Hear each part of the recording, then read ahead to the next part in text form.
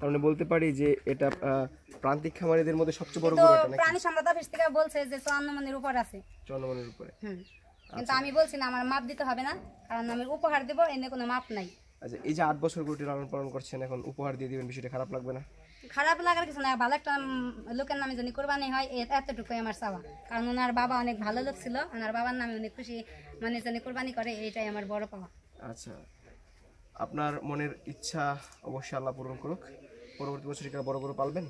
অবশ্যই পালবো ভাইয়া, যেখানে রত্ন হারাইছি সেখানেই তো খুঁজতে হবে। আচ্ছা, যেখানে লস হয়েছে সেখান থেকে লাভ করার চিন্তা ভাবনা আছে? হ্যাঁ, চিন্তা ভাবনা তো আছেই। আচ্ছা, এই বড় গরু পালন নিয়ে আর কিছু বলতে যেহেতু চান? বড় আর একটা হয়ে গেছে গা, এবার ওইটা খাওয়াইলে এরকম হয়ে যাইতো গা, নয়ন কালো, কারণ এটা তো সামনেবার খাওয়ামু, এর চেয়ে বড় হতে পারে। আর বড় গরু পালবেন তাহলে না? হ্যাঁ, পারলাম, হয়তো যেখানে রত্ন হারাইছে সেখানেই খুঁজতে হবে। আচ্ছা আপা, ঠিক আছে, অসংখ্য ধন্যবাদ সময় দেওয়ার জন্য। ভালো থাকবেন। আসসালামু আলাইকুম। ওয়ালাইকুম সালাম। আসসালামু আলাইকুম। আমার দিকে তাকা।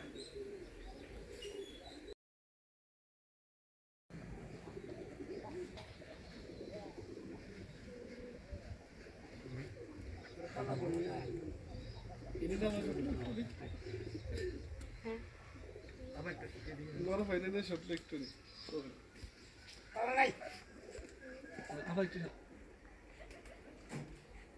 নাই তো